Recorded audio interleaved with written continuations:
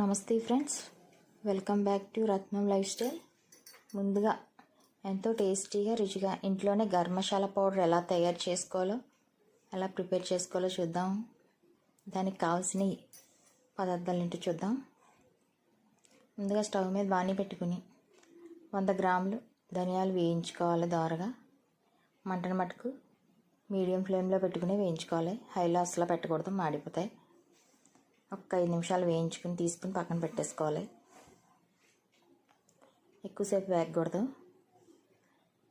మళ్ళీ ఇంకొక 100 గ్రాములు జీలకర్రను కూడా తీసుకుని అలాగే వేయించుకుని ఒక 5 నిమిషాలు అది కూడా తీసుకుని పక్కన పెట్టేసుకుని,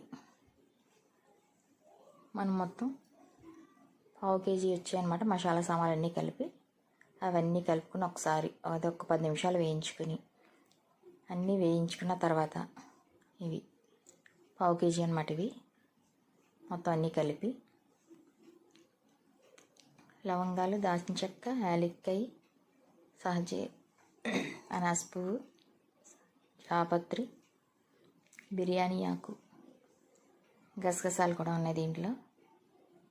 మొత్తం ఇవన్నీ ఒక 10 నిమిషాలు వేయించుకుని, మొత్తం అన్నీ వేయించుకున్న అన్నీ కలిపేసి ఎండలో ఒక 2-3 గంటలు పెట్టుకుని, ఎండలోంచి మనం పెట్టిన వెంటనే తెచ్చుకున్న వెంటనే మిక్సీ పట్టేసుకుంటే బాగుంటాయి, బాగా నలిగిపోతాయి అన్నమాట. మనకి మసాలా 6 నెలల సంవత్సరం దాకా నిల్వ ఉంటుంది. గాజు బాటిల్లో కానీ స్టీల్ డబ్బాలో కానీ మనం స్టోరేజ్ చేసుకుని మనకు కావాల్సినప్పుడల్లా వాడుకుంటే, వెజ్ ఆర్ నాన్ వెజ్లో రెండింటిలో కూడా ఈ మసాలా వాడుకోవచ్చు. నేనైతే ఇదే వాడతాను తయారు చేసి. ఎప్పుడన్నా లేకపోతే బయటది వాడతాను తప్ప ఇంట్లో తయారు చేసుకుని ఇలా వాడుకుంటే చాలా బాగుంటుంది. ఈ టేస్ట్ కూడా ఈ మసాలా పొడి మీరు కూడా ఇలా ట్రై చేయండి ఫ్రెండ్స్. ఇంట్లోనే తయారు చేసుకుని వాడుకొని చూడండి. మీకు ఎలా ఉందో మాకు కామెంట్ చేయండి. రెడీ చేసుకుని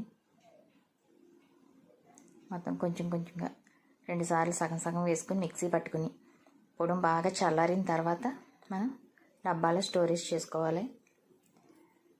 వెజ్ కర్రీలో అయితే 1 స్పూన్ వేసుకుంటే సరిపోతుంది. నాన్ వెజ్లో అయితే 2 స్పూన్లు వేసుకుంటే, అల్లం వెల్లిపాయ పేస్ట్ వేసుకుని ఇది 2 స్పూన్లు వేసుకున్నామంటే మనం సరిపోతుంది. కిలో కూరకి 2 స్పూన్లు వేసుకుంటే సరిపోతుంది మనకి. ఇంకా ఎక్కువైతే పెంచుకోవచ్చు, తక్కువ అయితే తగ్గించుకోవచ్చు.